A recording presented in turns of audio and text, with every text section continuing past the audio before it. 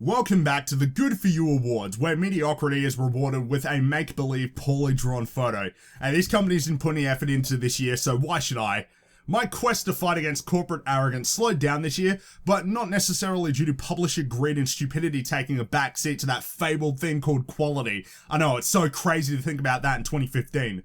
With the continued rise of terrible business practices, combined with broken games and lazy cash-ins, 2015 has seen some unexpected new arrivals among the top tier of bad companies, and it's time they got their due.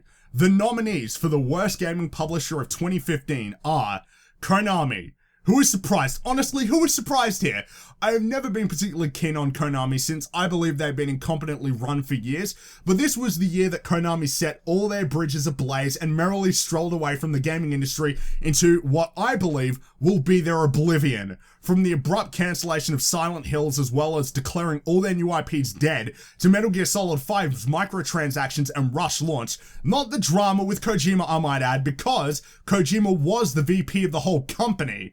Konami have not only been a shitty publisher, but went up in flames like the Hindenburg. This has been an absolute fiasco of a year for Konami. WB Games. Y'all saw this one coming. I've been tearing WB Games a new asshole all year because they've just been screwing up so consistently. There was a time when every in-house title from WB Games was going to release with egregious day one DLC or season passes. Seriously. But what truly cemented them as a prime contender was the abhorrent handling of Batman Arkham Knight on all fronts, with multiple pieces of day one DLC, some of which were retailer exclusive, an overpriced, undervalued season pass, and 2 failed PC launches. As a fan of Batman, and I mean a fan of Batman who has read tons of comics, it saddened me. And it was all avoidable, but corporate greed blinded WB Games, and it put them well ahead of last year's winner Ubisoft. Mad Max may have been a good game, but that's not enough to allow me to overlook your failings this year. Activision.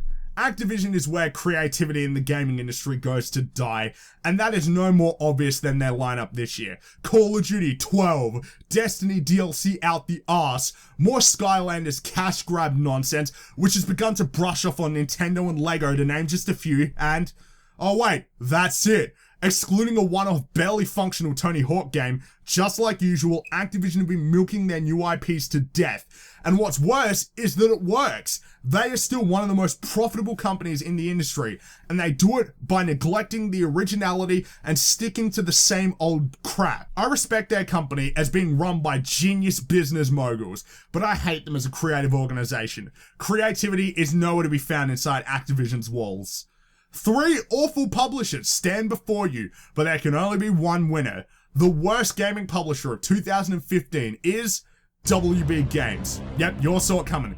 WB Games have made a concerted effort to aggravate gamers with principles by employing some of the worst business models in this industry and releasing multiple broken PC ports, including Batman Arkham Knight on 2 occasions, Dying Light and Mortal Kombat X, and that's just scratching the surface. I could say so much more. So good for you, WB Games. You made a lot of money. I hope it was fucking worth it.